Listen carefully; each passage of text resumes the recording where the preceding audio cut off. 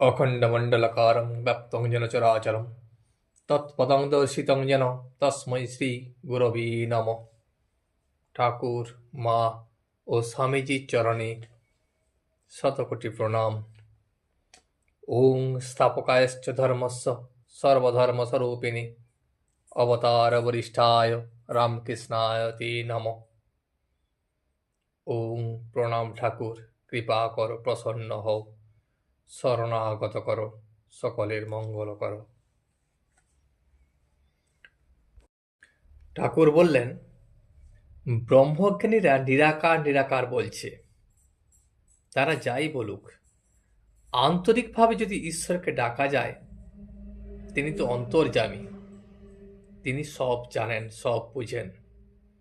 এবং বৈষ্ণব ও শাক্তদের মধ্যে যে রেষারেষি, তা ঠিক নয়। যত লোক দেখি শুধু ধর্ম ধর্ম করে, এ ওর সঙ্গে ধর্ম নিয়ে ঝগড়া করছে, ও তার সঙ্গে ঝগড়া করছে ধর্ম নিয়ে। হিন্দু, মুসলমান, ব্রহ্মজ্ঞানী, শাক্ত, বৈষ্ণব সবাই পরস্পরকে সঙ্গে ঝগড়া করছে। কিন্তু বেদ, পুরাণ, তন্ত্র, সব শাস্ত্র শুধু তাঁকেই চায়, আর কারুকে চায় না। সেই এক সচ্চিদানন্দ, যাকে বেদে সচ্চিদানন্দ ব্রহ্ম বলেছে, তন্ত্রে তাকেই সচ্চিদানন্দ শিব বলেছে, আবার তাকেই পুরাণে সচ্চিদানন্দ কৃষ্ণ বলেছে। একই জিনিস। রামের ঘরকন্যার অনেক কথা হইতেছে। রামের বাবা পরম বৈষ্ণব, বাড়িতে শ্রীধরের সেবা। রামের বাবা দ্বিতীয় পক্ষে বিবাহ করেছিলেন। রামের বয়স তখন খুব অল্প। পিতা ও বিমাতা রামের বাড়িতেই ছিলেন, কিন্তু বিমাতার সঙ্গে ঘর করিয়া রাম খুব একটা সুখী হন নাই। এক্ষণে বিমাতার বয়স প্রায় 40 বৎসর। বিমাতার জন্য রাম পিতার উপরও মাঝে মাঝে অভিমান করিতেন। আজ সেই সব কথা হইতেছে। রাম ঠাকুরকে বলিলেন, বাবা একবারে গোল্লায় গেছেন। ঠাকুর তখন ভক্তদেরকে বললেন, শুনলে রামের কথা? বাবা নাকি গোল্লায় গেছেন, আর উনি খুব ভালো আছেন। রাম তখন বললেন, তিনি বাড়িতে এলেই অশান্তি। এখানে তিনি বলতে রামের বিমাতার কথা রাম বলছেন। একটা না একটা গন্ডগোল হবেই, এতে আমাদের সংসার ভেঙে যায়। তাই আমি বলি, তিনি বাপের বাড়িতেই গিয়ে থাকুন না কেন। গিরীন্দ্র তখন রামকে বলিলেন, আচ্ছা, তোমার স্ত্রীকেও তো এরকম বাপের বাড়িতে রাখো না কেন? ঠাকুর তখন হাসিয়া উঠিলেন। হাসিয়া তখন বললেন, এ কি হাঁড়ি কলসি গা? হাঁড়ি এক জায়গায় রইল আর সরা এক জায়গায় রইল? শিব একদিকে আর শক্তি একদিকে? রাম তখন বলিলেন, মহাশয়, আমরা আনন্দে আছি, উনি এলে সংসার ভাঙবে এরূপ স্থলে। ঠাকুর শ্রীরামকৃষ্ণ বলিলেন, হ্যাঁ, তবে আলাদা বাড়ি করে দিতে পারো, সে এক। আর মাসে মাসে সব খরচ কিন্তু তুমি দেবে। বাপ মা কত বড় গুরু জানো? রাখাল আমায় এসে জিজ্ঞাসা করে যে, বাবার পাতে কি আমি খাবো? তখন আমি তাকে বলি, সে কি রে, তোর কি হয়েছে যে তোর বাপের পাতে তুই খাবি না? তবে একটা কথা আছে, যারা সৎ তারা উচ্ছিষ্ট কাহাকেও দেয় না, এমনকি উচ্ছিষ্ট কুকুরকেও দেয়া যায় না। গিরীন্দ্র বলিলেন, মহাশয়, বাপ মা যদি কোনো গুরুতর অপরাধ করে থাকেন, কোনো ভয়ানক পাপ করে থাকেন, ঠাকুর তাকে বললেন তা হোক, মা দ্বিচারিণী হলেও তাকে ত্যাগ করবে না। অমুক বাবুদের গুরুপত্নীর চরিত্র নষ্ট হওয়াতে তারা বললে যে ওর ছেলেকে গুরু করা যাক। তখন আমি তাকে বললাম, সে কি গো, ওলকে ছেড়ে ওলের মুখে নেবে? তা নষ্ট হলো তো কি, তুমি তাকে ইষ্ট বলে জেনো। যদ্যপি আমার গুরু শুনি বাড়ি যায়, তথাপি আমার গুরু নিত্যানন্দ রায়। মা বাপ কি কম জিনিস গা? তারা প্রসন্ন না হলে ধর্ম কিছুই হয় না। চৈতন্যদেব তো প্রেমে উন্মত্ত, তবু সন্ন্যাসের আগে কতদিন ধরে তার মাকে বোঝান, বললেন মা আমি মাঝে মাঝে এসে তোমাকে দেখা দিব। তারপর মাস্টারকে ঠাকুর তিরস্কার করিলেন।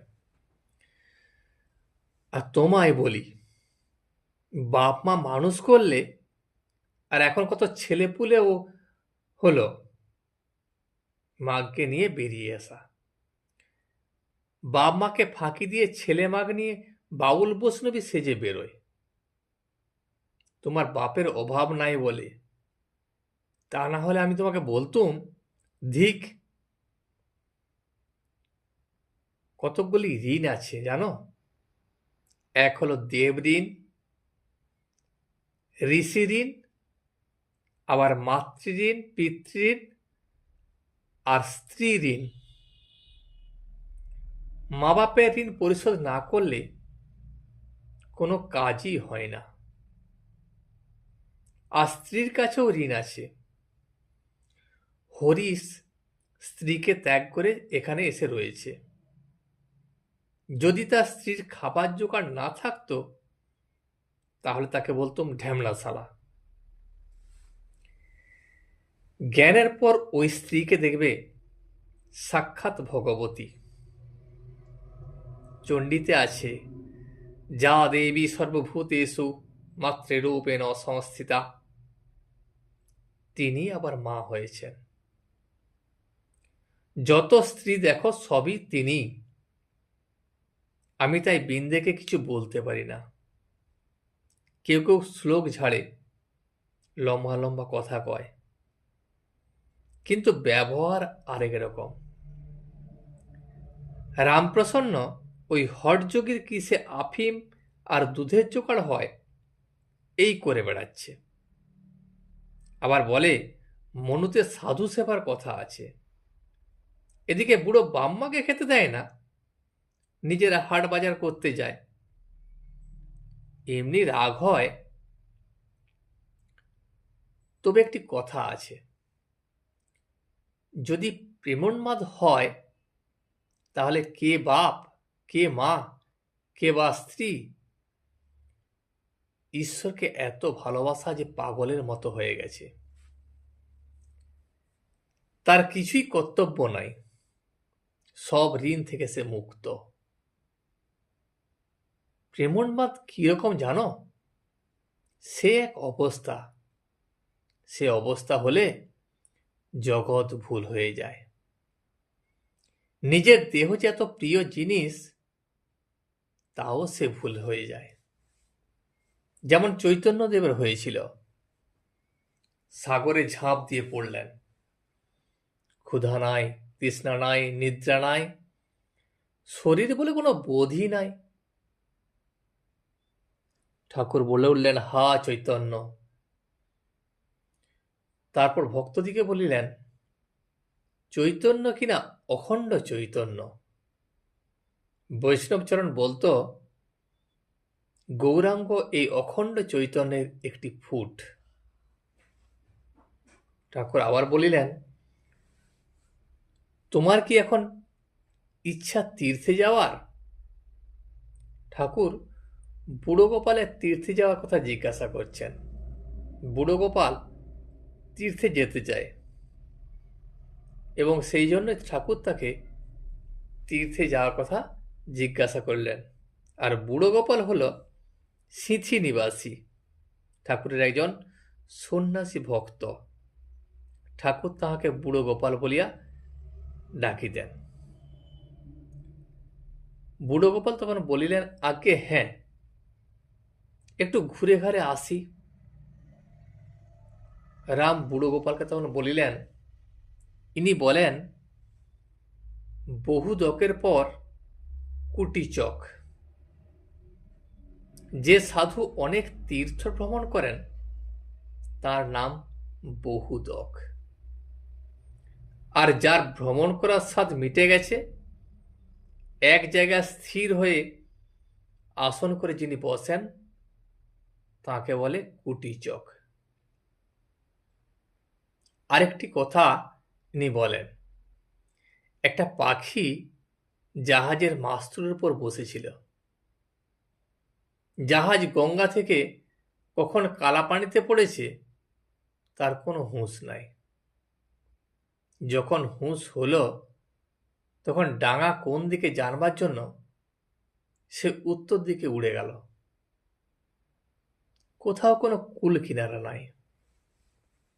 তখন আবার ফিরে এলো, আবার একটু বিশ্রাম করে দক্ষিণ দিকে গেল। সেদিকেও কোনো কুল কিনারা নাই। তখন হাঁপাতে হাঁপাতে ফিরে এলো, আবার একটু জিরিয়ে পূর্ব দিকে পশ্চিম দিকে এই একইভাবে যেতে লাগলো। যখন দেখলে কোনো দিকেই কুল কিনারা নাই, তখন সে মাস্তুলের উপর চুপ করে বসে রইল। ঠাকুর বুড়ো গোপাল ও ভক্তদেরকে বললেন, যতক্ষণ বোধ যে ঈশ্বর সেতা হেতা, ততক্ষণ তার অজ্ঞান। আর যখন মনে হবে হেতাই ঈশ্বর, তখনই তার জ্ঞান। একজন তামাক খাবে, তো প্রতিবেশীর বাড়িতে টিকে ধরাতে গেছে। তখন রাত অনেক হয়েছে, তারা সব ঘুমিয়ে পড়েছিল। অনেকক্ষণ ধরে ঠেলাঠেলি করবার পর একজন দোর খুলতে নেমে এলো। তো লোকটির সঙ্গে দেখা হলে সে জিজ্ঞাসা করলে, কি গো, এত রাত্রে কি মনে করে? সে তখন বললে, আর কি মনে করে, তামাকের নেশা আছে জানো তো, টিকে ধরাবো মনে করে এখানে এসেছি। তখন সেই লোকটি বললে, বাহ, তুমি তো বেশ লোক, এত কষ্ট করে আসা আর দৌড় ঠেলাঠেলি করা, তোমার হাতে যে লণ্ঠন রয়েছে, যা চায় তাই কাছে আছে, অথচ লোকে নানা স্থানে ঘুরে বেড়ায়। ঠাকুর কি ইঙ্গিত করিতেছেন তিনি বিদ্যমান, অথচ তীর্থ কেন? রাম বলিলেন, মহাশয়, এখন এর মানে বুঝেছি।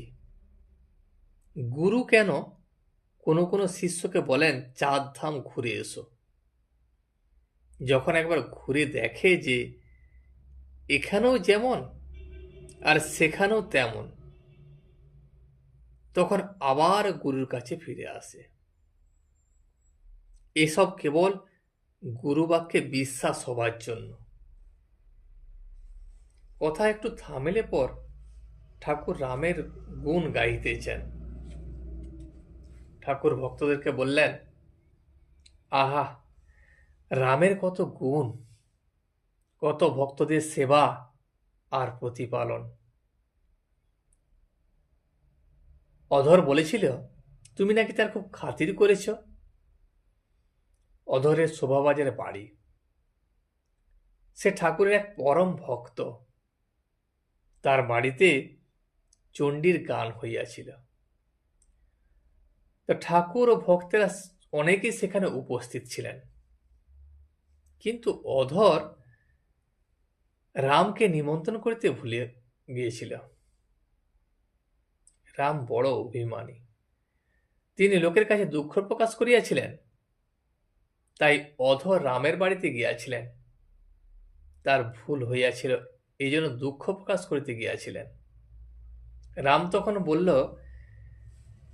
যে অধরের কোনো দোষ নাই, আমি জানতে পেরেছি।